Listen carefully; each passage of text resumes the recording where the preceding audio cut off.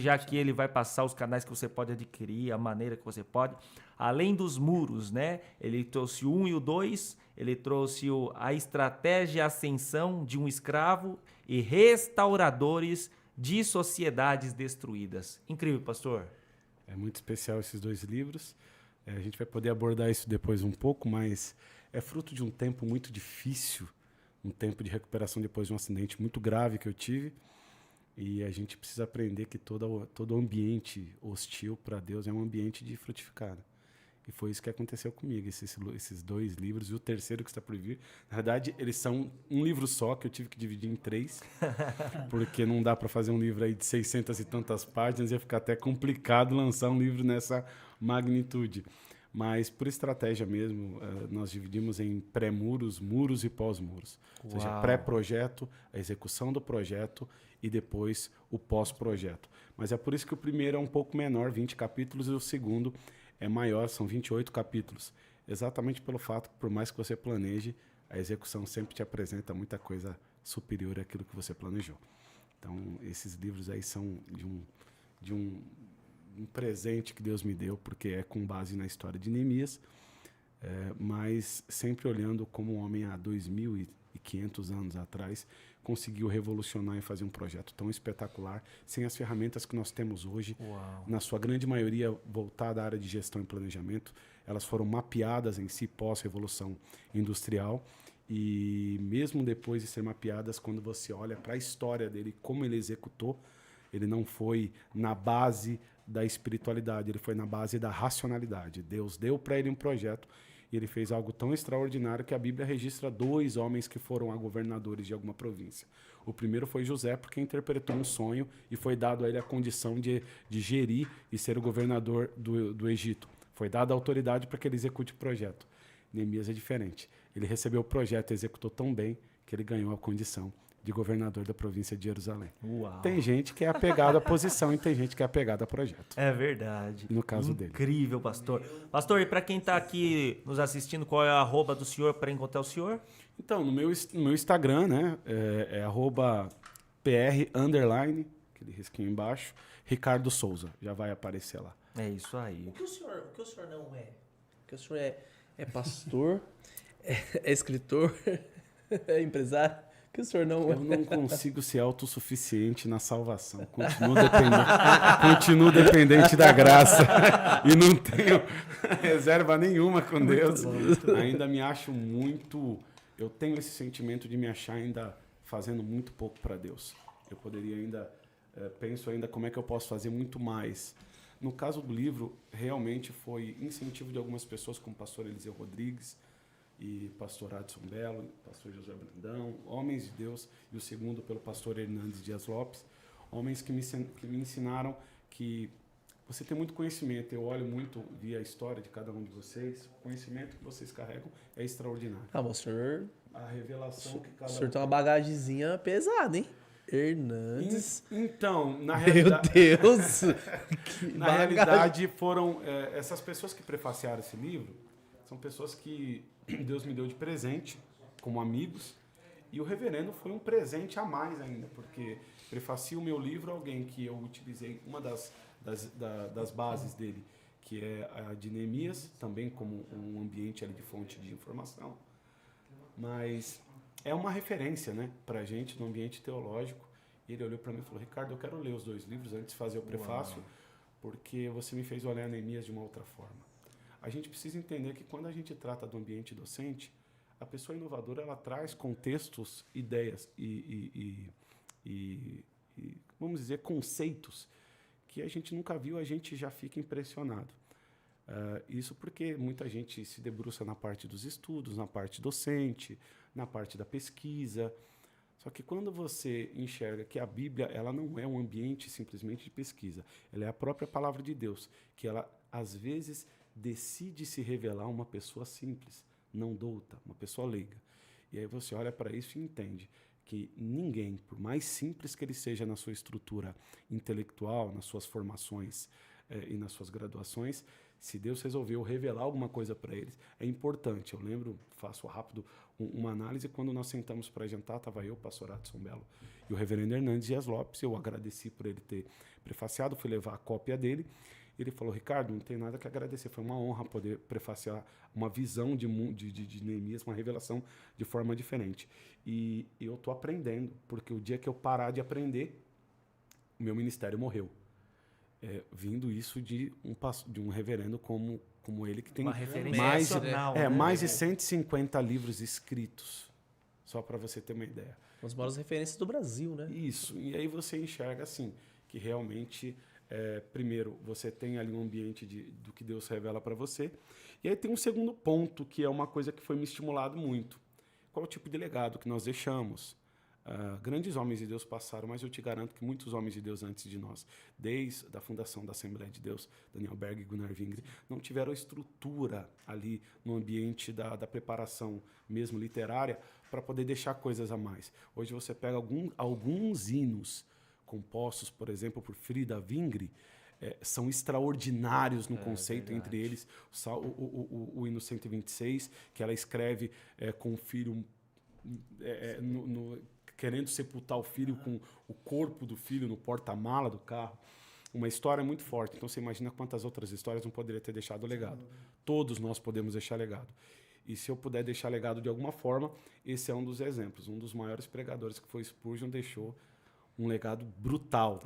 Eu acredito que tem pregadores que talvez foram até maior do que eles.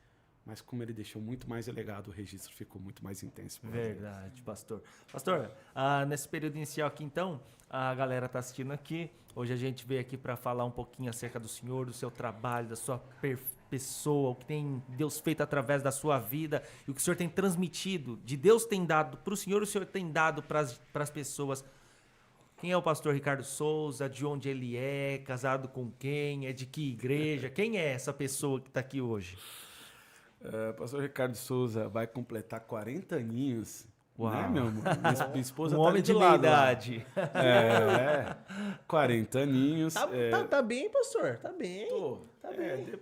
Mediante a tudo que eu passei, eu me sinto bem. Não, o senhor tá bem. É assim, o espírito de jovem, a coluna de velho.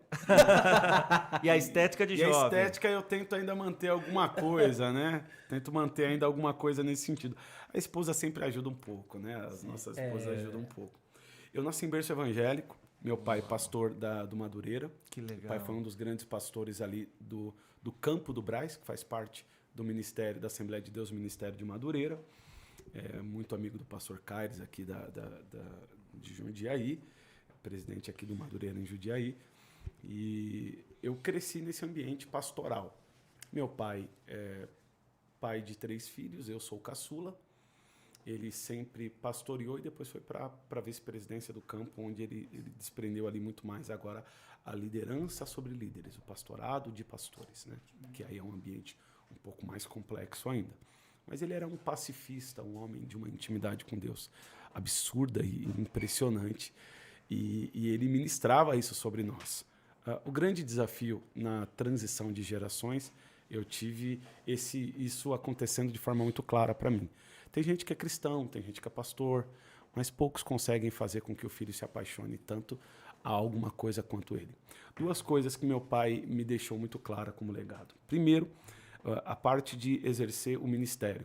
Me deixou a paixão que ele fazia, ele me fez apaixonar por ela. A maioria dos pastores não conseguem passar mais a paixão pelo ambiente do ministério. Mas o pastorado em si era uma coisa que eu nunca quis. Porque eu vi meu pai definhar por causa do pastorado. O pastorado é, para mim, na minha concepção agora como estudioso de liderança, o ápice da liderança.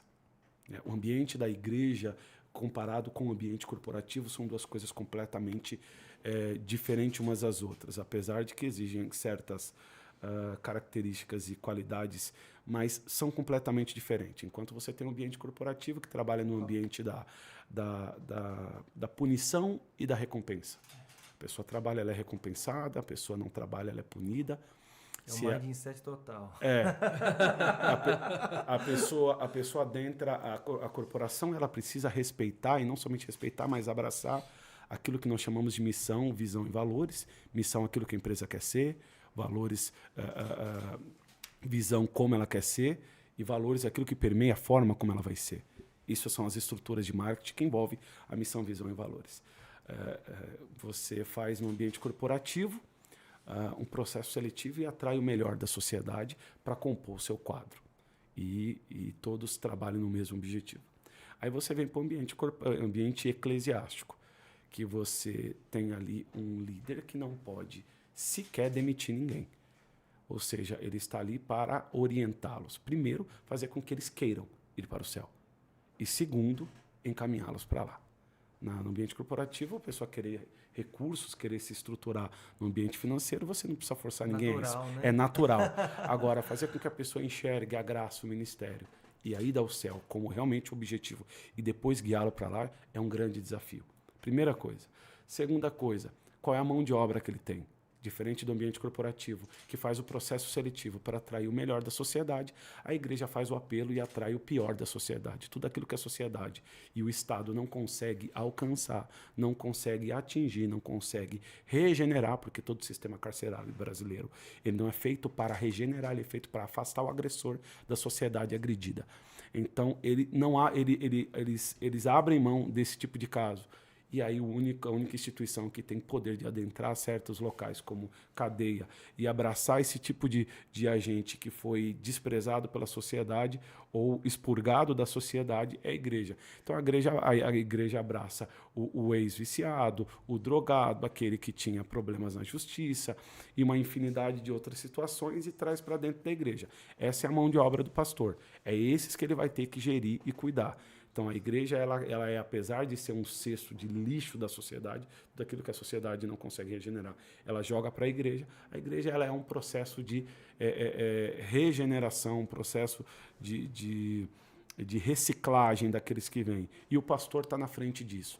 Pegar aqueles que nem a sociedade, nem a mãe quis ele, e cuidar dele, liderar ele e inserir nele, através da palavra, valores cristãos, valores bíblicos, valores eternos. Então, isso toma tempo, isso toma força vital, psicológica.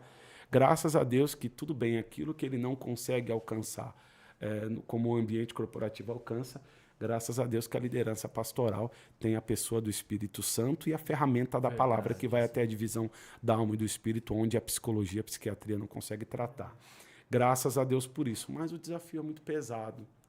Compromete o pastorado, a família da pessoa, e eu não estou aqui para que vocês, por favor, fiquem assustados ou repudiem o pastorado. Ao contrário, entendam que o projeto e o desafio é muito grande e que merece ser melhor preparado as pessoas que vão adentrar a esse desafio, não somente ele, mas toda a família que vai entrar junto.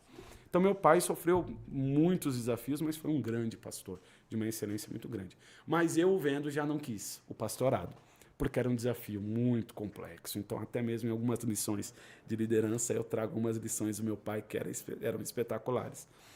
E aí cresci e falei, eu vou trabalhar no reino, mas não quero viver do reino, e eu quero somente ir lá entregar o meu trabalho e tudo mais, porém eu quero desenvolver a minha vida profissional. Lembra aqueles ambientes antigos, pastor Leandro, que falava assim, escolha, ambiente profissional ou vida ministerial? Isso é uma tremenda de uma bobagem. E eu, com o tempo, fui percebendo que o meu púlpito, o local onde eu recebi o microfone para ministrar as melhores pregações não foram no altar, foi no ambiente onde eu trabalhava, no ambiente corporativo. E aí eu comecei a entender que vida profissional não é uma vida à parte, ela é a ramificação da sua vida ministerial. O tronco da tua árvore é o teu ministério, a tua vida ministerial, o teu chamado. E a partir dali você pode exercê-lo em qualquer lugar. E o ambiente profissional, ele é também um ambiente ministerial. Porém, lá se prega de forma diferente. E eu comecei a entender isso, que eu precisava ser competente naquilo que eu estava fazendo. E aí eu fui mergulhar na parte de estudos. Me formei pela Fundação Getúlio Vargas, pós-graduei pela Fundação Getúlio Vargas, pós-graduei em marketing pela ESPM, pós-graduei em gestão e finanças pelo INSPER, mestrado pela FIA-USP. E eu fui me dedicando aos estudos de forma intensa para ser um executivo competente. Passei 20 e tantos anos por empresas como Saint-Gobain, divisão de Philips, passei por Itaú, passei por empresas francesas como a Legrand, e todo local que eu passei, a mesma coisa, exercendo, só que em paralelo, ministrando a palavra, exercendo o chamado e aí ministrando, fazendo a parte do profissional. E sempre eu buscava sempre interagir nesses dois lados. E eu vejo a dificuldade que Deus tem de levantar pessoas competentes nos cargos mais altos das grandes corporações, autarquias e repartições públicas, inclusive também na parte política, onde haja pessoas que levem, porque se a igreja está na sociedade, nós temos que ter representantes lá, que representam os nossos valores, os nossos ideais, sem desrespeitar ninguém, mas defendendo de forma firme e respeitosa aquilo que nós acreditamos. E eu sempre me emaranhei nisso daí, vida profissional e a vida ministerial de pregação. Até o dia que Deus olhou do céu e falou, não, eu vou te botar no pastorado para você aprender um pouco. Aí não teve jeito, eu tive que pastorear e pastoreei por 3 anos. E somando a tudo isso, o senhor falando sobre receber pessoas, né?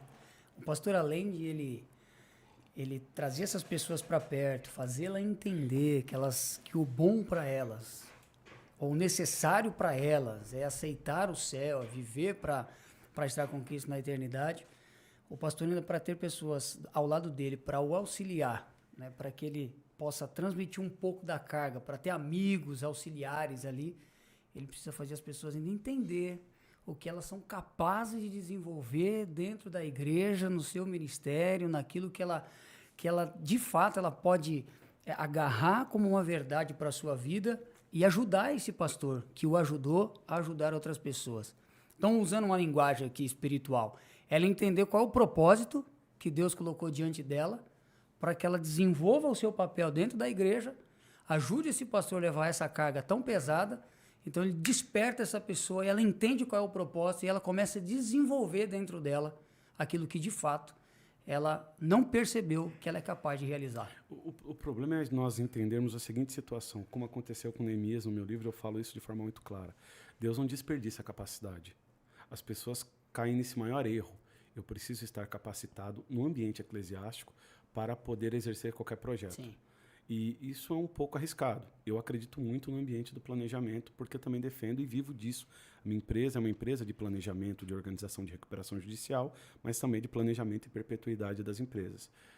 Mas o que eu gosto de pensar sempre é que todo projeto de Deus ele é um projeto acima do nosso nível. Nós só vamos entender que o nosso nível ele não é adequado quando a gente tem muito claro isso. O projeto de Deus é mais alto, nós somos limitados. Mas, pastor Leandro, o problema das pessoas é entender isso, que Deus não coloca capacidade em gente inutilizada, em gente parada. Capacidade é dada para quem vai para o campo de batalha. Mira para acertar a cabeça do gigante é dado para quem preparou a funda para atacar a pedra, não para quem está parado. Então, o ambiente nosso, por exemplo, de Neemias, ele nunca imaginou que ele conseguiria ser um gestor que conseguiria restaurar 4 km e 60 metros de muros, 34 torres, 12 portões, e sem contar a restauração da sociedade como todo. Ele nunca imaginava que ele sendo um copeiro, porque ele não teve preparo. Há uma diferença de José e Neemias, porque José foi preparado no agronegócio dentro da casa de Potifar. Neemias não. Ele teve que se virar sozinho naquilo que ele tinha de conhecimento. Então, nós que estamos diretamente envolvidos, nós olhamos o pastor e falamos, ele está muito distante em capacidade de mim, eu não vou me envolver. Se envolva para que Deus te dê capacidade. Deus capacita aqueles que realmente se envolvem. Deus não vai colocar capacidade numa pessoa que está inutilizada. Isso, para Deus, parece um quanto incoerente, né? Isso é claro no texto, né? Porque Neemias chega, o texto diz que ele analisa, ele olha, depois ele volta e diz assim, cada um construa um muro de frente da sua casa. Mas ninguém sabe construir muro? A Bíblia não diz que eles sabiam construir muro. Até suas filhas entraram para construir muro. De prefeitos, governadores. E ele fez todo mundo construir, né? Então é o que o senhor está dizendo. Se envolva. Tem que se envolver para saber se você é capaz ou não. Se você pode, na verdade, capacitar. O senhor disse que Deus te capacita. Deus capacita, mas falta uma inquietação, que eu sempre falo na história de Neemias. Tem que ser uma pessoa a 1.560 quilômetros de distância, que tenha um sentimento patriótico de pertencimento a Jerusalém, que os próprios que nasceram lá não tinham. E ele não nasceu em Jerusalém. Se você olhar cronologicamente, Neemias nasceu no cativeiro. Mas ele tem um pertencimento, ele tem uma paixão, ele tem um patriotismo por Jerusalém tão forte que quando ele recebe a notícia, se você pega no capítulo 1 e nos versículos 1, 2, você vai ver Anani dando a notícia E assim, completamente natural, como se ele estivesse contando um caos, como diz o mineiro. E você tem um Neemias que recebe a notícia e fica 3 dias sentado chorando. Essa reação, ela demonstra o quanto queima no coração. É por isso que Anani, o livro não chama Anani, né? Chama Neemias. Porque é exatamente o fato que Neemias, ele se importa tanto que Deus prefere mobilizar as estruturas do reino e mobilizar alguém a 1.560 quilômetros para ele vir. Ele prefere isso, a ter um engajamento no nível de Neemias, a usar alguém que já estava lá. Porque, cronologicamente, o capítulo 1 de Neemias acontece 71 anos depois do retorno do povo lá do cativeiro caldeu, quando Ciro assina em 538. Ele vence a Babilônia em 539 e assina em 538. Eles voltam com mais de 40 mil judeus. E por que ninguém restaura tudo? Restauraram só o templo. Por que não terminaram a cidade? Por que Flávio Josefo diz, um dos historiadores, que havia corpos putrefandos nas regiões periféricas de Jerusalém? Irmãos passando fome. Ou seja, gente passando fome. Por que ninguém tomou uma decisão? Tem que vir alguém de fora. Aí eu faço sempre, quando eu falo isso no ambiente de liderança, eu falo que nós temos que fazer a nossa meia-culpa. Eu sou de berço evangélico. E aí eu consigo entender, pastor Leandro, por que Deus busca a gente lá na biqueira, lá no meio do mundo, traz essa pessoa, lava, reme com o sangue do cordeiro, traz essa pessoa para o ambiente cristão, essa pessoa chega na igreja acelerada no 220, se envolve com evangelismo, se envolve com missões urbanas, se envolve com aquilo, se envolve com o outro, aí sobe mais rápido que a pessoa que está lá há muitos anos e a pessoa ainda fica de bico. E não tem que ficar de bico se essa pessoa ascender mais rápido que você, porque ela se importava mais. Neemias se importava, a causa queimava. Eu não consigo acreditar, senhores, de alguém querer planejar uma circunstância, um projeto, sem que a causa queime. A cabeça só planeja quando o coração queima. Isso para mim é muito claro. Mas tem uma questão interessante, o pastor está falando aqui, né? Coração queimar, né? A gente sabe que a premissa do wesleyanismo, trazida do próprio John Wesley, é a questão do coração aquecido, né? Porque o Wesley teve essa experiência em Aldergate, quando ele se converteu, que o coração dele queimava. E aí todo wesleyano tem que passar por essa experiência. Aí para você fazer uma confissão no wesleyanismo, você precisa ter o coração aquecido. Você sentiu seu coração ferver? Se você não sentiu, você não está chamado para o wesleyanismo. Eu acho que é muito isso, né? A ardência, o fogo. Ele já era o tição tirado no meio do incêndio, né? Já olharam para ele mais aquecido que esse moço. Era para ter morrido no incêndio na casa dele. Não, ele foi salvo pelos vizinhos, né, Wesley, e se tornou gigantesco. E não somente ele, o irmão dele fundou a Nazareno, como nós a conhecemos, a igreja Nazareno fundada. Eu tive lá em Birmingham e tive ministrando lá. Eles me contaram, eu tive lá no ambiente da pregação. E é extraordinário. Mas é exatamente isso. Se não queima no coração, como as pessoas vão querer ajudar? Às vezes você tem ali no ambiente de liderança esse grande desafio. Você tem um líder que queima e você tem liderados que talvez queiram ajudar ou que ele até recruta para ajudar, mas não queimam. Uau. Uma questão também na fala do pastor aqui, né? Fala muito. Excelente, cara. A questão do antagonismo, né? A gente trabalha muito na sociedade o mito do herói. Tanto que as grandes produtoras de filme, elas trabalham em cima dessa performance. Qual Exato. Um herói que teve um problema, ele superou esse problema, surgiu um vilão, ele luta constantemente contra esse vilão e o derrota no final. Esse é o mito do herói. A igreja está trabalhando contra o mito do herói. Ela pega o vilão, que veio lutando contra o heroísmo, coloca ele na igreja e transforma ele em herói. Então, assim, é uma estratégia de marketing completamente avessa ao mundo, né? É completamente antagônico esse processo. Mas aí eu gosto sempre de entender um pouquinho como Deus trabalhou com Neemias ou com qualquer outro. Você imagina que Deus olha do céu, tem um campo de batalha, tem um gigante ofendendo o povo por 40 dias, e você enxerga que aquele ambiente é um ambiente de guerra que se utiliza ferramentas de guerra como espada, lança, e esse homem deve ser morto através de uma dessas ferramentas. Só que Deus não tem ninguém que levante essa ferramenta, muito menos alguém que se levante para tomar uma posição. Chega um moço trazendo queijo, com uma funda na mão, e chega e entra no campo de batalha. Então Deus busca essa disponibilidade de um coração que queima. As ferramentas Deus substitui. Então, por exemplo, o que Deus olha do céu e veio falar? Não tem espada, não tem lança, mas tem pedra, então nós vamos matar gigante na pedra. É a primeira vez na história que nós vamos matar na pedra. Porque a obrigação daqueles que estão no campo de batalha é irem para cima do gigante em nome do Senhor dos Exércitos. matar o gigante não era com Davi. Nunca foi responsabilidade de Davi. Davi entende isso muito claro. Isso no ambiente da pregação é uma das coisas que falavam muito comigo. Porque as pessoas falam assim, pô, você vai lá pregar? E aí se o pessoal não receber... Eu falei, presta atenção, deixa eu explicar uma coisa para vocês. Se eu ficar preocupado porque é uma igreja maior que eu vou pregar, é para 6 mil pessoas, 10 mil pessoas, eu estou enxergando que o poder da pregação está em mim. E é nisso que eu posso discorrer em um erro. Não está em mim. Então, você imagina que para matar um gigante, principalmente, a caixa craniana é o ambiente fisiológico onde o osso é mais duro. É nível de um concreto. Conseguir atingir lá já é muito difícil de alguém em movimento. Segundo, conseguir atingir e soltar a um nível de velocidade em que a pedra vá e crave em um concreto tem que ser a uma velocidade de um tiro de revólver. O braço de Davi, a estrutura óssea de Davi nunca conseguiria. Mas é isso que nós precisamos entender no ambiente eclesiástico. Nossa obrigação é ir lá e fazer o que Deus nos manda fazer dentro das nossas forças. Atacar a pedra é conosco, cravar na cabeça do gigante é com Deus. Porque quem acelerou a pedra para chegar a esse nível foi Deus, não foi o braço de Davi. E Deus acelera ao patamar de um tiro de 9 milímetros para cravar. Ele cai. Ah, Davi matou o gigante. Matou nada, ele estava com traumatismo craniano, com a cabeça rachada no meio, exatamente aqui na parte da parte frontal do cérebro. Já era, ele estava morto. Davi simplesmente cortou a cabeça e levantou para dar um sinal para todo o exército que estava morrendo de medo e não acreditando nele.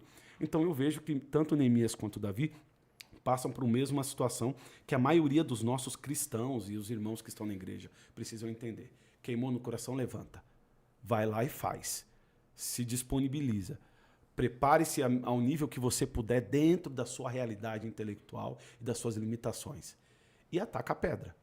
O que vai acontecer com o gigante, você deixa com Deus. E o detalhe é que no meio do caminho ainda perguntaram para ele o que ele estava fazendo lá, né? O que você veio fazer aqui, Davi? E o próprio texto diz que ele se desvencilha do seu irmão e ele vai em direção daquilo que ele se propôs a fazer. Então ele... Nem a pergunta do seu irmão... Posso utilizar o comparativo? Da mesma forma que Neemias se desvencilha dos escribas e sacerdotes quando ele chega para olhar os muros. Não dá para você ouvir conselho de gente que estava lá e nunca fez nada pela causa. De fato. Verdade. Isso é uma coisa muito clara. E eu sei porque quando eu assumi o pastorado de igreja, eu cheguei, muita gente queria dar a versão da igreja para mim. Eu falei, desculpa, não posso abrir fórum para você. Você estava aqui e nada fez. Você estava aqui e nada se desenvolveu. Então deixa que o Espírito vai dizer para mim aquilo que eu devo caminhar na minha liderança pastoral. Isso em tudo. Um novo departamento. Nós somos constantemente chamados a reconstruir pessoas, relacionamentos, projetos. Uau. Eu trabalho em uma empresa que eu constantemente tenho que pegar empresas quebradas. Uma delas nós resgatamos de mais de 1 milhão de dívidas no ano passado. Pessoas que foram resgatadas, não a empresa dela, mas o projeto de vida delas. Então, o ambiente da igreja, casamentos destruídos, relações entre pai e filho destruídas, nós temos que fazer isso.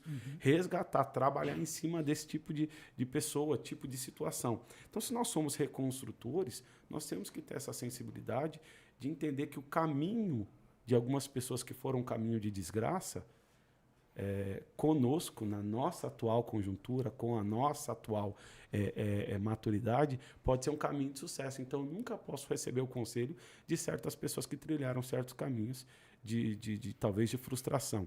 Então, Neemias ele faz isso muito claro. Ele chega e Davi a mesma coisa. Ele passa batido de seus irmãos que estão há 40 dias recebendo lá o desafio e ninguém foi atacar uma espada para cima do gigante em nome do Senhor dos Exércitos. Enquanto Neemias, da mesma forma, 71 anos se passou e ninguém foi restaurar os muros. Então, desculpa, não venham me dar palpite agora. Deixa eu tocar o barco sozinho, porque o Deus que me trouxe até agora e viabilizou meu projeto, vai viabilizar a execução também. Isso aí. Incrível, pastor. Parabéns aí pelas falas. Fiquei aqui impactado, né? Neemias realmente é um tema muito riquíssimo. Mas aí a gente tem um problema. Eu queria colocar aqui um problema. Sou professor de filosofia, acho que problemas sempre orbitam, né, dentro da minha fala. O senhor gestor, lendo Neemias teve um erro de gestão, porque o processo de Neemias ele não acontece ao longo do tempo. Porque se tem um gestor, ele vai dar um planejamento, o planejamento ele tem um tempo para ser cumprido, porque vai chegar um tempo que a própria casa de Deus ela entra em descaso, né? quando é o caso do Ageu, do Zacarias, que os profetas eles são levantados justamente para cobrar isso da população. Ó, vocês estão aí abastados na casa de você, mas a casa do Senhor, ela está em desleixo, né? Vocês deixaram ela aí. E aí, o que a gente vê? Faltou um pouco de planejamento, então? Com Neemias? Com Neemias? Neemias recebe a notícia no mês de Kislev, que equivalem a novembro para dezembro. Ele passa 4 meses planejando. Chega exatamente no mês de Nisan, que é exatamente entre março e abril, para que o projeto seja viabilizado. Quando o projeto é viabilizado, ele dá prazo para o rei, porque o rei faz algumas perguntas que nós da neurolinguística trabalhamos isso como perguntas abertas e fechadas. O rei faz as perguntas abertas e ele também trabalha dessa forma e dá respostas detalhadas. Ele apresenta ao rei quando ele vai, quando ele volta. Esse tempo, ele sai, recebe a viabilização do projeto, planejado, mais do que os outros seus antecessores. Por quê? Se você volta no capítulo 3 e 4 de Esdras, a obra foi embargada porque eles levantaram uma calúnia de que a obra não tinha sido autorizada e que eles estavam rebeldes ao rei da Pérsia. Neemias antecipadamente pede cartas e nenhuma obra de Neemias é embargada. Ele sai se você analisar de forma bem clara o andar fisiológico, natural de um homem, ele anda entre 3 e 4 km por hora. A 1.560 km de distância, ele chega lá e completa o seu deslocamento em 60 dias. Ele chega, completa o muro em 52. Ele retorna no mês de Elu, que equivale a agosto. Antes de um ano, ele recebe a notícia, pede a Deus apoio, tem o seu projeto viabilizado pelo homem mais poderoso da terra, vem para Jerusalém, motiva o povo, usa a mão de obra não especializada, mas completa tudo aquilo, leva material, principalmente das florestas do rei, chega preparado para isso, com credibilidade, porque o planejamento deu credibilidade para ele chegar com material e fazer a mobilização que ele precisava, completa a obra, volta, e antes de um ano ele está com tudo completo. Aí eu te pergunto, ele teve sucesso ou ele foi falho? Ele teve sucesso. Na minha cabeça como gestor, ele teve sucesso e não falhou em nada. Sucesso. Mas a longo prazo, pastor? E a longo prazo? Porque o senhor é o gestor, o senhor pode dar essa resposta para a gente. Olha, porque as pessoas constroem muito para o hoje. Dá para ver que no tempo do Neemias, o Neemias foi muito eficiente. Você vai me fazer dar spoiler do terceiro livro. Ah, é? Ah, então não dá. Vamos lá, posso dar. Neemias vai trabalhar um ambiente que quando ele encerra o projeto dele, ele vai ao rei, porque todo grande líder e gestor dá satisfação a alguém. Ele volta para dar satisfação ao rei. O que ele chama de feedback é o retorno. Ele volta para dar satisfação ao rei. Mas ele percebe, quando ele está lá concluindo o projeto, ele percebe que, como todo bom gestor, ele tratou consequências, não causas. Certo. Ele levanta qual é o motivo de Jerusalém estar destruída. E aí ele percebe que foi 2 coisas. O abandono da relação com Deus e o abandono às tradições. O terceiro livro vem ali, além dos muros, 3, os resgatadores de tradições. Exatamente isso. Então ele percebe que ele precisa restaurar as tradições. E aí, se você pegar os capítulos, ele começa restaurando genealogia, ele restaura a conduta do sábado, ele pega o livro da lei, lê novamente, ele separa quem é responsável pelo templo, quem são os levitas, a porção de cada um, ele restaura as estruturas do templo, ele restaura a conduta do povo, ele separa o povo que se misturou com nações estranhas, e ele faz literalmente uma restauração. E isso sim é olhar para o futuro. Eu estou tratando causa para que o povo de Jerusalém não caia mais em descrédito na mesma forma que caiu. Tanto que o templo veio ser destruído oficialmente lá mais para frente, no ano 70 depois de Cristo. Houve restauração ali em 16 antes de Cristo por Herodes. Tem ali um ambiente de uma batalha muito forte e um desejo de helenização, profanação por Antíoco Epifânio, que foi lá e mandou fazer um tipo de sacrifício de um porco dentro do templo. Eles queriam que o templo fosse compartilhado com deuses da Grécia. Era o desejo dele, porque ele queria implementar isso, que era o desejo de Alexandre o Grande. E ele era apaixonado por Alexandre o Grande, a história dele. E por causa dessa profanação de fazer um sacrifício de um porco, nasce a Revolução dos Macabeus, que é o período intertestamentários. Mas mesmo assim o templo se manteve ainda por 400 e tantos anos. Sim. Ou seja, o projeto de um líder, um grande gestor e um grande pastor, um grande gestor de empresa, ele tem que desenvolver uma gestão e uma liderança para que essa liderança e o legado que ele deixou seja o mais perpétuo possível. Só que ninguém resiste a isso de forma definitiva, né? Tem muita coisa que não vai resistir por muito tempo. Mas o máximo que tiver à sua mão, que você puder implementar no seu planejamento, estruturas e gestão que mantenham esse projeto, seja você entrou numa igreja, deixa essa igreja independente, não dependendo só do pastor, para que os órgãos andem automaticamente, para que a igreja se discorra de forma adequada. Não fica saindo da igreja, a igreja caiu, decaiu, não performou mais da forma como ela deveria, não reagiu mais da forma, porque você saiu. Isso é uma vergonha. Deixe legado, deixe pessoas que assumam o seu lugar, pessoas que você preparou, que você orientou, que você mentoreou. Isso é líder que sabe o que está fazendo. É líder que olha para o futuro, mesmo que ele esteja tratando uma coisa do passado. Uau. Ninguém é eterno. E aí? Né? Ninguém é eterno, né? Essa obra tem que continuar. Olha, eu vejo o senhor falando dos 400 anos que perduraram, e eu ouvindo o senhor falar, eu fiquei imaginando a lei sendo lida e durante todo o dia, e a Bíblia diz que ninguém arredou o pé. Todos ficaram para ouvir de novo a leitura da lei que estava sendo feita aquele dia. O povo chorava, né, ao ouvir a lei. Chorava. Tanto que ele teve que dar uma bronca, por favor, parem de chorar. Parem de chorar. Mas eles olhavam e eles percebiam o que tinha levado eles a essa Conseguiu desgraça. provocar neles o que realmente o senhor falou no início, o patriotismo é minha terra, é meu povo. Nós estávamos abrindo mão daquilo que é nosso. Pessoas estavam morrendo ao nosso redor e nós não conseguimos enxergar isso. Aí E Neemias temos Deus gera um conosco. avivamento. Eu consigo enxergar um avivamento no tempo de Neemias. Porque avivamento vem pela palavra. Com certeza. E faz o povo voltar a Deus. Isso é um avivamento. Sem Porque dúvida. quando você pega todas as bases dos grandes que participaram do pré-avivamento, avivamento, pós-avivamento, pré-reforma, reforma, pós-reforma, você vê sempre que é a mesma coisa, um contexto bíblico, é a palavra de Deus movimentando algo em prol do povo acordar, se desprender das bases humanas e de liturgias, às vezes, maléficas e voltarem às doutrinas que realmente importam. Liturgia muda com o tempo, doutrina é imutável. Exato. Verdade. Isso é fato. Pastor, eu acredito que a gente tem que tirar uma dúvida de algumas pessoas. O senhor falando, eu estava viajando aqui. O senhor falou algo que eu tento passar isso para as pessoas. Eu, o professor Leandro, o Henrique, o grande homem. Melhor que o dinheiro, melhor que tudo nessa terra. É o que o senhor acabou de falar. Porque às vezes a gente começa a fazer algo dentro da política e as pessoas não entendem. Falam, por que você faz isso? Que ideia louca! E de doar salário, não sei o que, não sei o que. Eles não entendem. E o pastor falando agora, eu viajei. Melhor que tudo isso é o quê? Deixar o quê? Legal. Deixar um legado. É isso que a gente tem que emplacar para as pessoas. É isso que vocês têm que entender. Melhor que tudo é o que nós vamos deixar. O professor Leandro fala que a história é só lida para quem... A história só pode ser contada por aqueles que venceram. Quem morreu não conta parte da história. Quem morreu não conta parte da história.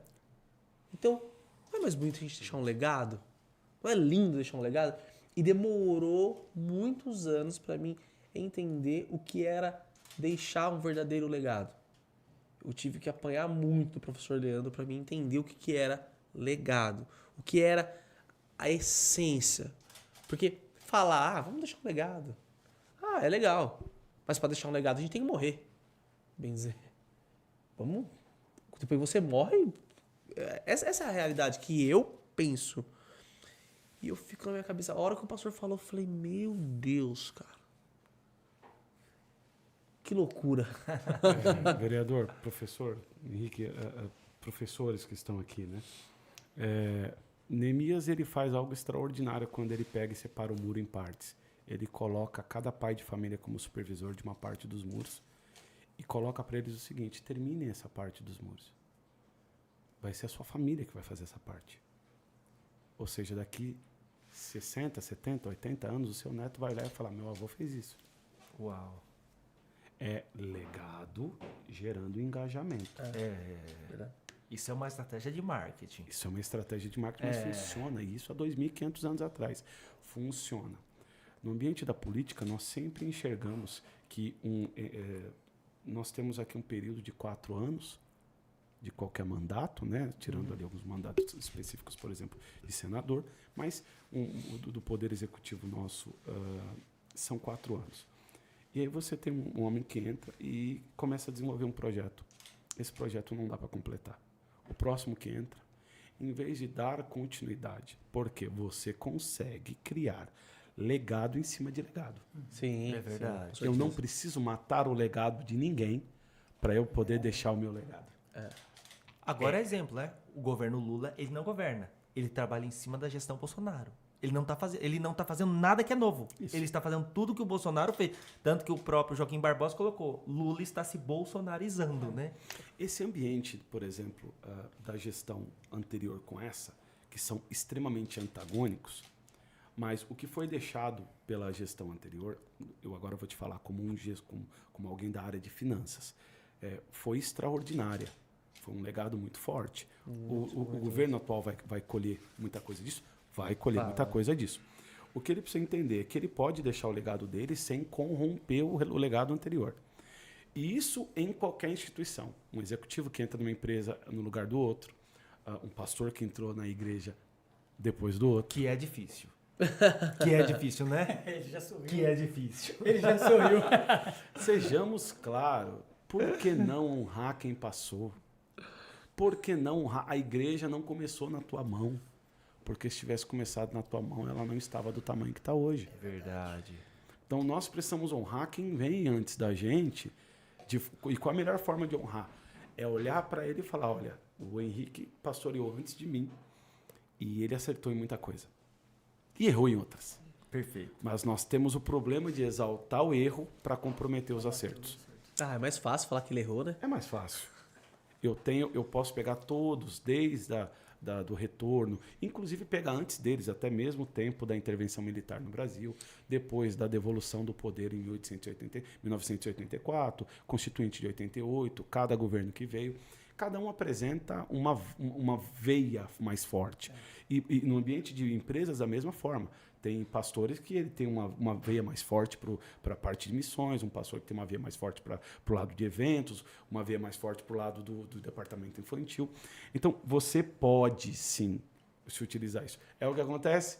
Nem sempre. Você precisa sempre entender que força vital ela é algo de suma importância. Verdade. Você desprende ela o quanto você quiser. Cada força vital que você desprende em derrubar um legado é tempo a menos que você implementa em construir o seu legado.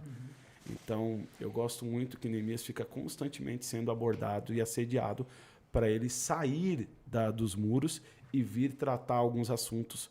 Ele nunca sai do muro. Assediadores de gestor nunca vão para dentro da obra. Então, ele fica protegido no muro trabalhando.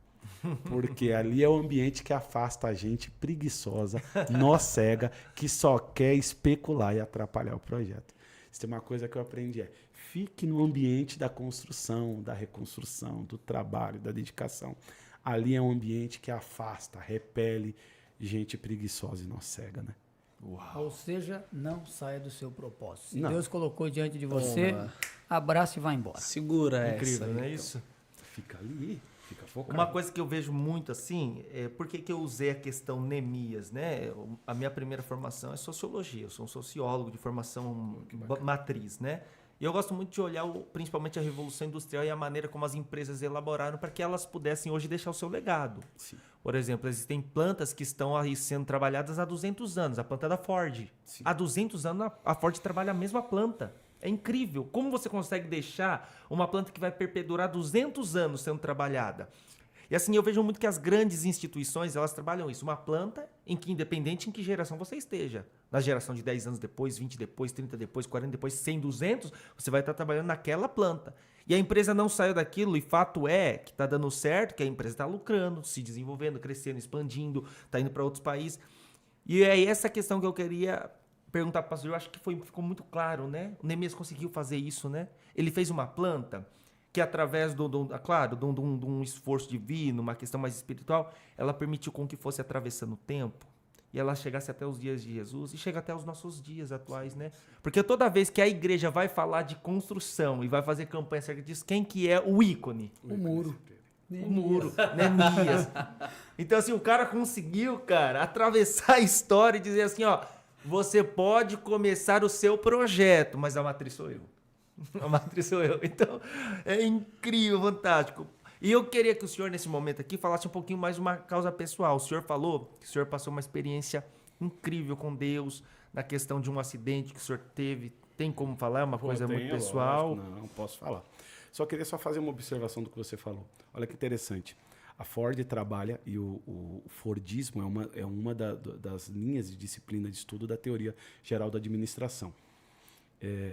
Ele foi quem implementou o sistema de produção de carros em escala. Sim. Né? E as pessoas falam, não tem o que fazer mais. Esse cara estourou a boca do balão com a famosa frase do todos podem escolher a cor do carro contanto que seja preto. Né? Mas dentro dessa estrutura, olha que bacana. Na mesma época, um pouco mais à frente, os criadores da GM, da General Motors, apresentam ao mundo um formato que ficou até hoje, que é o formato de modelos de carro por ano, transformando o carro em um status. O Ford transforma o carro em uma ferramenta eterna, como se você fosse um bem seu conquistado, e aí vem a GM e apresenta um formato de modelos, ou seja, que gera status. Cada ano que vai atualizando, te gera status. Você tem uma casa, mas minha casa é melhor, minha casa tem piscina, minha casa tem aquilo, minha casa é mais nova, meu carro tem toda a tecnologia feita nos últimos anos.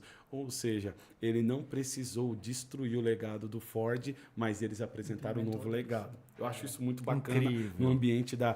Tanto que vem, hoje, as três bases, tanto a de General Motors quanto a da Ford, e inclusive o Toyotismo. O Toyotismo, que é a nova regra, que né? O Toyotismo e todo o seu sistema de logística, que um dia eu vou te apresentar que ele, na realidade, não foi o precursor disso. Quem foi Salomão na construção do templo. Mas deixa isso para lá, fica para uma próxima conversa. Eu estava trabalhando na época na instituição do Itaú e pastoreando igreja, agenda de pregação lotada, estava defendendo, já tinha ido para o ambiente da qualificação e estava para defender a dissertação de mestrado. E um dia eu estou me levantando, saí de casa, aquela moça que está sentada ali, minha esposa, colocou a mão na minha cabeça. Normalmente ela fala, Deus te abençoe, mas nesse dia ela colocou a mão na minha cabeça e falou, Deus te guarde. Deus te guarde. 8 minutos depois eu estava debaixo de um carro capotado. Uma pessoa vindo de balada, cruza a pista de forma proibida, tanto que aquele cruzamento hoje tem um semáforo por causa do meu acidente. Porque acontecia tanto acidente lá e o meu foi o ápice. E aí eles colocaram um semáforo naquele lugar. Eu tento desviar, ele atinge o meu carro na parte traseira, meu carro perde o controle, roda na pista, bate na mureta, cai virado, o teto afunda, atinge minha cabeça, eu sofro uma lesão na cabeça. Ele pressiona minha coluna, eu sofro múltiplas fraturas na coluna e uma espondilolistese na última vértebra, que chega na bacia, que escorrega. Eu tenho o rompimento da musculatura das costas e eu tenho eu tenho lesão pulmonar e fratura de costelas. Meu Deus. Só que tudo isso eu fiquei acordado. Normalmente, quem capota carro perde os sentidos. Sim, é verdade. Eu não perdi os sentidos. Eu fiquei acordado o tempo todo. Algumas pessoas chegaram para mim e me perguntaram um tempo atrás, Ricardo, poxa, isso deve ter sido uma experiência tão dramática, tão traumática, vamos dizer assim. Eu virei para ele e falei assim, tudo você precisa enxergar e colocar uma lente. Eu, nos últimos tempos, desde o acidente, eu decidi colocar a lente da gratidão e olhar em tudo. Gratidão é uma filosofia de vida. Quanto tempo faz isso? 3 anos. E eu comecei a enxergar. Aquele acidente que ocorreu, se eu tivesse ficado inconsciente, teriam mexido em mim. E ao mexer em mim, a fratura teria deslocado. E eu teria ficado paralítico ou tetraplégico. Então eu entendi com Deus que às vezes Deus permite dores agudas por um curto espaço de tempo para que você não sofra eternamente. E isso eu aprendi a duras custas. o Senhor me deixou acordado, eu soltei o cinto e caí de costas e falei, ninguém mexe em mim, não estou sentindo o cheiro de gasolina, ninguém mexe em mim, só saio daqui na prancha. Eu fiquei o dia inteiro praticamente naquela prancha fazendo vários exames e tudo mais, depois eu acabei passando por uma cirurgia na parte muscular, tudo no mesmo dia. E aí eu realmente tive a proteção, né, Flávia, dessa situação, que não, uma das fraturas que foi até 8, ela foi aguda, ela rachou no meio. Se ela tivesse deslocado para frente, ela atingiria uma artéria. Se ela tivesse deslocado para trás, ela atingiria as terminações nervosas e eu estaria tetraplégico. Então, a estabilização dessa fratura foi porque ninguém mexeu em mim. Eu saí de forma adequada e fui muito bem atendido. Mas esse acidente parou minha vida. Você imagina que numa hora você está voando e numa hora você não consegue nem tomar banho sozinho. E o que você faz quando a tua vida desmorona e você tem a sua vida, Deus puxa o freio das 4 rodas da sua vida. E eu percebi que muita coisa estava se perdendo. Vida profissional, vida ministerial, vida pastoral, tudo começou a tomar um âmbito muito grande. E eu posso dizer isso de forma muito clara. Isso começou a comprometer meu casamento. A pessoa mais importante para mim, que está aqui, começou a comprometer minha relação. Nós passamos por tempos difíceis, passamos por perda de filho. Foi muito difícil para mim, para Flávia, isso. Meu Deus. E ela já estava entrando numa depressão nível 3, eu pastoreando, trabalhando e correndo com um monte de coisa. Cuidando da igreja, cuidando de um monte de coisa. E você automaticamente, o fluxo te anestesia e você começa a perder certas prioridades. E eu posso com muita propriedade falar isso aqui para vocês. Pastores, cuidado. As portas do inferno não prevalecerem contra a igreja. Existe uma promessa em cima da igreja, não sobre a família. A igreja é o corpo, a família é a célula. É por isso que a igreja foi desenvolvida e criada pós-cruz. Só que a família foi criada no Éden. Por quê? Porque Deus está dando um recado para nós. Primeiro eu crio a célula, depois eu crio o corpo. E o diabo entendeu isso. Ele não ataca a igreja de frente, mas ele ataca a família, pastor. Professor, é isso que a gente precisa entender. E eu comecei a enxergar isso. Quando eu enxerguei isso, eu entendi por que Deus me parou em diversos momentos. Não é porque eu estou fazendo as coisas de Deus que eu esteja fazendo o que Deus quer. Eu não entro na casa da pessoa e começo a reformar a casa dela do jeito que eu quero, e sim do jeito que ela quer. Eu não posso estar fazendo a obra de Deus sem Deus estar dizendo o que eu devo fazer. E aí eu percebi isso. Deus para a minha vida para um realinhamento. Eu não era uma árvore frutífera, seca, eu era uma árvore frutífera, mas para um realinhamento. Pois bem, senhores, após esse acidente, eu virei PCD, tenho dores constantes, mas estou vivendo a melhor fase da minha vida. Que maravilha. Principalmente conjugal. Nunca imaginei rodar o mundo. E o que eu não fiz inteiro, Deus me fez fazer quebrado. Foram 6 meses rodando o mundo. Eu pisei em lugares, senhores, como a porta de Martinho Lutero, lá na cidade de Wittenberg, e lá o mosteiro onde ele estruturou. Eu fui na praça onde John Hus foi queimado, na República Tcheca. Eu pisei nos campos de concentração de Auschwitz. Eu tive na terra de Zúglio, em Zurique. Eu tive na terra de Calvino, na igreja dele, em Genebra. Passei pelo domo de Fiorenza, lá onde Savonarola queimou os livros. Eu tive em Pisa, eu tive em Roma. Eu desci onde foi preso tanto Pedro quanto Paulo. Senhores, eu fui na Universidade de C.S. Lewis, de J.R. Tolkien, eu tive na igreja de Spurgeon, eu tive na casa de John Wesley, eu tive onde foi a primeira célula em Oxford de John Wesley, por isso que eles são chamados de metodistas, porque ele era um jovem metódico, fazia sempre no mesmo dia, no mesmo local, no mesmo horário, e acabava no mesmo horário, e apelidaram eles de metódicos, e ele fundou, através daquela célula, uma instituição religiosa que hoje tem mais de 50 milhões de cristãos no mundo. Eu pisei em lugares que eu nunca imaginei, cumpri uma promessa que eu tinha feito há muitos anos para minha esposa, conhecemos a Torre Eiffel, e Deus ainda deu um presente, né, Flávia? Para a gente, neve na Torre Eiffel, coisa que nunca imaginamos. Eu escrevi um livro, esse livro está na 3ª edição, indo para a 4ª, de um legado extraordinário. Tenho pregado em lugares e em situações que eu nunca imaginei pregar. a minha empresa, Deus tem estruturado ela de forma extraordinária. A minha empresa é uma empresa de estruturação, profissionalização de empresas e recuperação judicial de empresas. Nunca eu pude ajudar tanto as pessoas como eu tenho ajudado hoje. E o meu casamento tem sido um ambiente extraordinário. Uma das coisas que a gente lembra bastante, eu estava colete torácico, cama hospitalar em casa, e eu nunca tinha assistido minha TV que eu comprei no meu casamento. Praticamente eu nunca liguei, não sabia o que era sério, o que era nada. E de repente eu estou deitado na minha cama, a minha esposa deitada do meu lado, com o rostinho no meu ombro, assim, que eu estava com o colete meio aqui, eu tinha que colocar uma blusa em cima.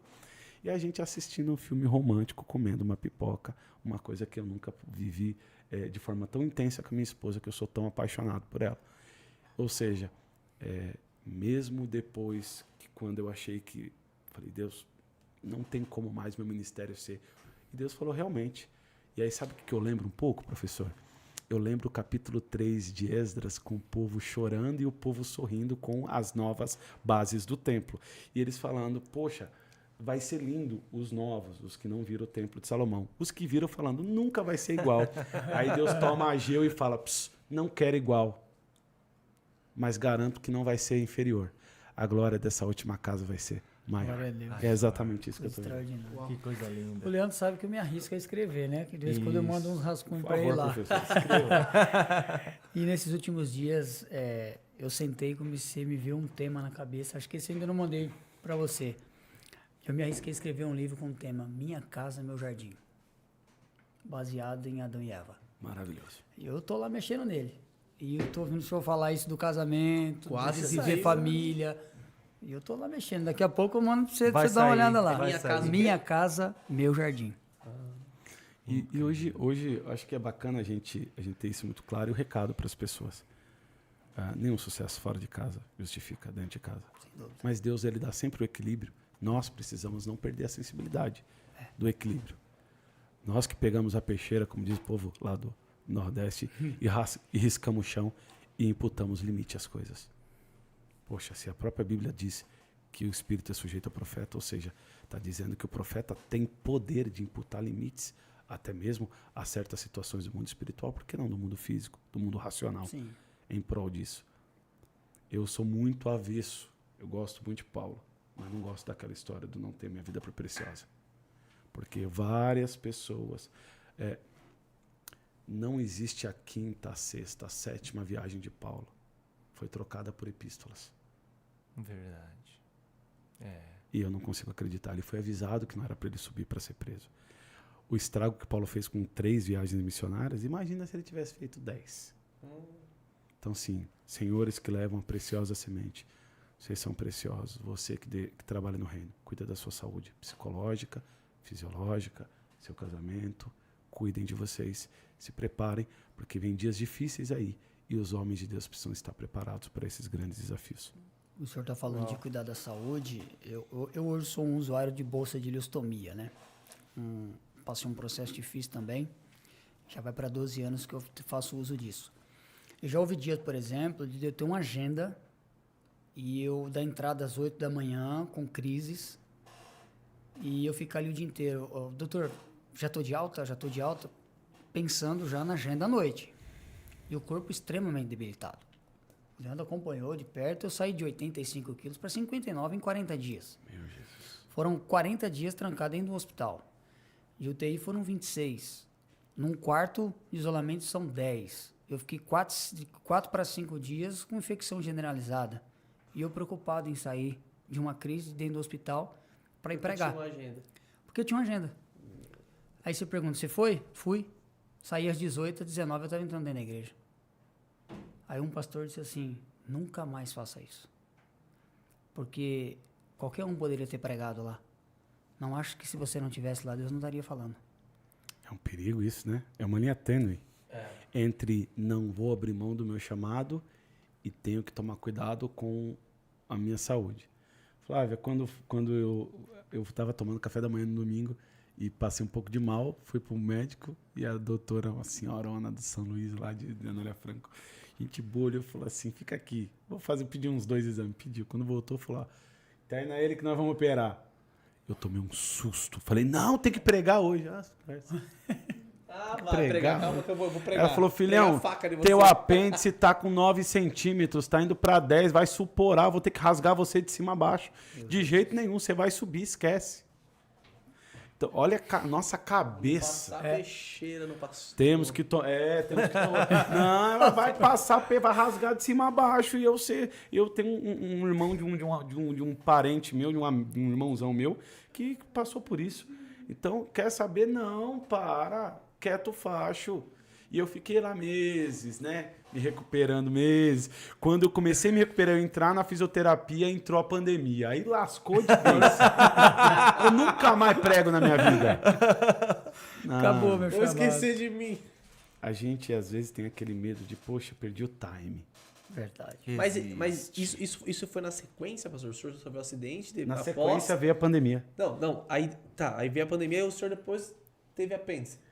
Não, o apêndice foi antes, bem antes disso. Antes do acidente? Antes do acidente, bem antes do acidente de carro. Ah, tá. Eu sofri o acidente, fiquei internado acho que um mês e pouco, passei por cirurgia, fui para casa com cama hospitalar, colete torácico, fiquei. Quando eu fui começar a sair, entrou a pandemia. Aí o senhor E voltou aí houve o de novo isolamento. a relaxar e a descansar. O isolamento, aí foi. Aí eu não teve conversa. Só que olha que bacana, outra coisa que me falaram que foi uma das formas, professor, pastor Henrique, vereador, só para vocês entenderem, uma das formas que... você sabe que desgraça compartilhada perde efeito, né? Verdade. É verdade. E é verdade. Sabe disso? Assim, você multou o seu carro lá, pô, multou meu carro, mas multou de todo mundo, de todo mundo. Já era. Então beleza, tá todo mundo. O que acontecia? Quando você quer tratar, quando Deus quer te passar... Quando você tiver uma dor e você pedir para Deus te curar, sabe o que Deus faz? Põe alguém muito mais machucado do que você para você tratar. Então o que acontecia? Eu estava com colete torácico, cama hospitalar, e muitas pessoas que eu tinha pastoreado, porque eu tive que ser afastado da igreja devido ao acidente, que estavam internado, parentes, né, vida? A Flávia lembra disso. Aí eu chamava essas pessoas num vídeo, porque elas estavam isoladas, lembra? Ninguém sabia como é que era, a pessoa ficava isolada. E um sociólogo sabe bem que uma pessoa que não tem convívio, ela compromete as suas faculdades mentais. A saúde psicológica, psíquica, ela vem da convivência. E a Bíblia também diz isso, que não é bom que o homem esteja só. Então, esse isolamento, nós ainda não sentimos o tamanho do estrago desses isolamentos que ocorreram de forma abrupta e mal feita. Mas aconteceu. Muito mal feito. Muito mal feito. E aí o que acontecia? Eu entrava em contato e chamava, e pá! Eu tô aqui, né? Fraturado, todo arrebentado, hein, meu professor? Todo arrebentado, eu tô aqui, né? Todo arrebentado, estourado, fraturado, lesionado, dor, não consigo dormir, tem cama hospitalar, minha esposa tem que dormir na cama e eu na cama hospitalar porque eu não tinha posição para dormir, tinha que ser a posição da cama. Aí a pessoa entrava em contato, pastor Ricardo, meu filho, Pai do Senhor, tudo bem? Pastor, eu tô passando uma luta aqui. Aí eu, sério? Eu tô passando uma luta aqui, um vale difícil, minha vida desmoronou. Eu falei, sério? Olha, que dores. Eu aqui, dopado de remédio, com um analgésico forte. Minha filha, eu vou orar por você. Deus vai socorrer você nessa luta. E aí você entende que fruto não é feito para nós, né? É feito para os outros. Exato. Só que a partir do momento que nós ajudamos as pessoas, socorremos as pessoas, apoiamos as pessoas, Deus trata a nossa ferida, o nosso coração, a nossa situação. Eu lembro muito do meu pai, que morreu diabético e orou, e Deus curou mais de 40 diabéticos lá na sede do Madureira, em Juiz de Fora, pastor Walter Rezende. Ele foi assim, muitas pessoas foram curadas, inclusive a filha do pastor foi curada num momento de oração, numa das primeiras pregações que foi lá, que foi a irmã Benigna, hoje tem filhos e tudo mais. Foi extraordinário o que Deus fez. E meu pai morreu diabético. Então a gente não consegue entender certas coisas, mas eu aprendi que a graça de Deus nos basta, o poder dele, que é o maior poder que existe no universo, que quando a gente fala de poder, por exemplo, nuclear, nós precisamos de um reator nuclear para trabalhar com a estrutura nuclear. Mas Deus é tão espetacular que ele pega... Eu tô com vergonha, pastor, sabia? É sério, eu tô morrendo de vergonha. Cara do céu, eu tô com muita vergonha. Que isso? Assim, não. Vergonha do quê? Do Henrique, toda a história do Henrique, pô, o Henrique é um exemplo de superação, de luta. E o Leandro contava, o Leandro contou um dia pra mim que foi pregar com o Henrique Aí o Henrique saiu da igreja e falou nada do Henrique voltar e nada. Quando ele foi no banheiro, o Henrique tava caído, desmaiado, né? Com a bolsa estourada. Falei, tá brincando, Leandro? Ele falou, eu tive que dar uma limpada, dar um gatinho nele ali. O pastor falando aqui pra mim do acidente dele, possivelmente tomando inúmeros remédios, né? E eu com a dorzinha de nada, cara. Não vou nem falar onde eu tenho que operar, eu não quero. E vocês... Não, eu fiquei eu tô com vergonha. Porque, tipo, é uma unha encravada que eu tenho perto de vocês. Os desafios que a gente tem, né? Por isso que eu falei, o poder de Deus se aperfeiçoa na nossa fraqueza. Sem dúvida. Ou seja, o poderio de Deus se aperfeiçoa na nossa fraqueza. Os desafios que a gente tem. As dores vêm, promove, acontece, nos aproxima de Deus. Isso é uma verdade. Sim. Mas quando a gente cuida de alguma pessoa, a gente também é curado. A gente é também tratado. Não é uma nem duas vezes que vocês sabem o que eu vou dizer, vocês são pregadores da palavra de Deus. Quantas vezes pregamos para nós mesmos, né? Ministramos em nós mesmos. E se é o Espírito que testifica, é o Espírito que convence, é o Espírito que ministra, por que não ministramos em nós mesmos? Então o pastor abriu um leque aqui. Então muitos pregadores... Freud. Entregou pra cima. Bom, gente, nós estamos chegando aqui nos nossos minutos finais. Foi muito bom. Uma hora e meia passa rápido demais, não passa? Deu 1h30? Muito. Deu, 1h30 certinho. 1h30? É. Meu Deus. Quero aqui falar dos nossos patrocinadores, a P23 que tem nos patrocinado aí, loja de Tupé. Segundo as falas do Josué, pastor, tem gente vendendo casa, cama, tem gente empenhorando os filhos só pra ir na P23, porque tá fazendo uma super oferta. Segundo o Josué. Bombástica. Também nosso querido vereador Duzinho, quem nos auxilia aqui, nos patrocina, é o fruto do projeto, tem sido aí uma referência na região, tem militado muito pela causa do conservadorismo, dos cristãos, tem sido um bom político, posso dizer assim, da nossa região. Quero agradecer aqui ao Estúdio Anexados, nosso querido Brunão, Deus abençoe ricamente. Se você precisar, entra depois lá no Pod Calejados, conhece o Anexados, quem sabe o Brunão faz aí uma proposta para você tá aqui também fazendo seu podcast. E pastor, quero agradecer muito ao senhor, viu? Isso, eu que agradeço o convite, poder partilhar desse momento tão especial, desse bate-papo tão enriquecedor. Obrigado pelo convite. Me senti muito... Quando o senhor entrou em contato comigo, professor, eu fiquei muito, muito lisonjeado. Obrigado pelo convite, uma honra estar aqui. Eu sou esse humilde servo que precisar, eu estou à disposição. É isso aí, é um grande nome pra gente fazer, né? Numa conferência dos jovens pregadores, né? Vai ser um Pra prazer. ensinar aí essa juventude da região.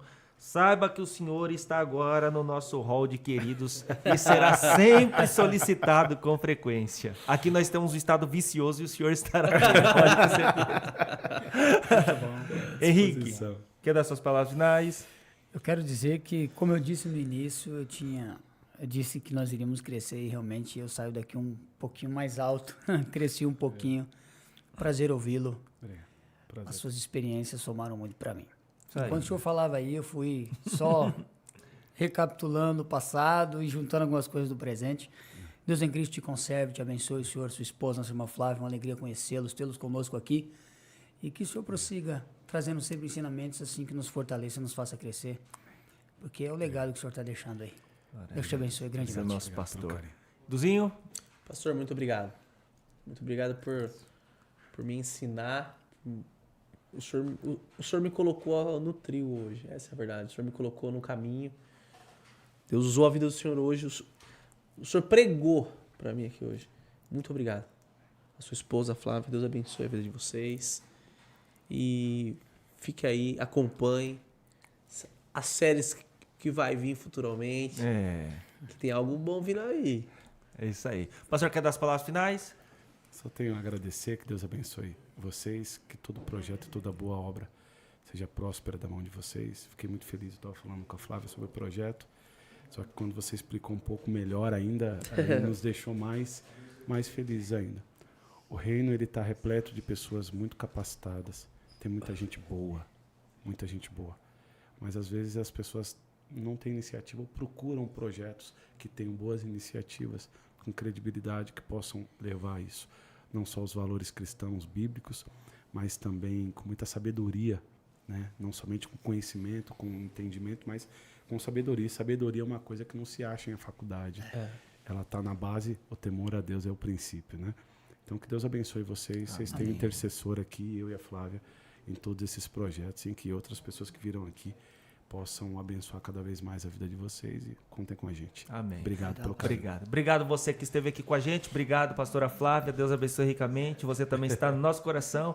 E a gente ainda vai comer uma picanha junto e vamos tomar um café bom, que Itupeva é a cidade do café. Deus abençoe você. Tenha uma ótima semana. Continua aqui com a gente. Rede Calejados. Você é região calejado também. Valeu.